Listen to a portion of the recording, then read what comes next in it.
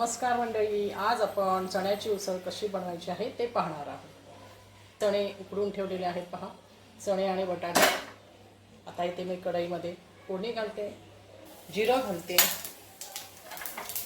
कढईमध्ये जिरं घातलंय, त्यानंतर मी कढीपत्ताही घातला, कांदा घातलेला आहे, थोडीशी दालचिनी टाकली आहे। त्यामध्ये चांगलं परतून घ्यायचं आहे।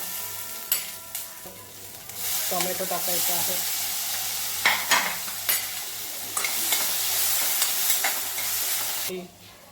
आलं लसूण पेस्ट घालते आहे। मी आलं आणि लसणाची पेस्ट करून ठेवली होती, तेव्हा तुम्हाला हवी तेवढी व्यवस्थित परतून घेतली।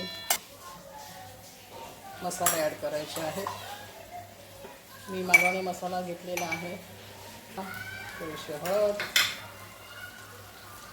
धना जिरा पावडर, हे सगळे मसाले मी व्यवस्थित परतून घेतले आहेत। ही उसळ तुम्हाला सुकं खोबरं आणि कांदा भाजून वाटण केलेल्याची उसळ दाखवणार आहे।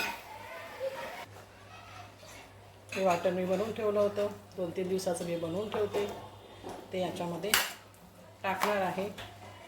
हे पहा, असं चण्याचं पाणी घातलं आहे मी, आता वाटण खाली सुकून जाणार। नंतर इकडे मी चवीपुरती मीठ टाकणार आहे।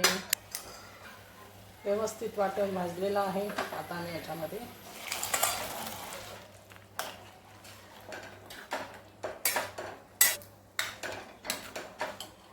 हे बघा, आपली चण्याची उसळ आता रेडी आहे।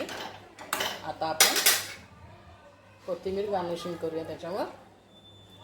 आपली उसळ रेडी आहे, झणझणीत तिखट उसळ आपली रेडी आहे। हे पहा, आपली उसळ आता पूर्णपणे रेडी झालेली आहे। तुम्ही पण उसळ खायला या।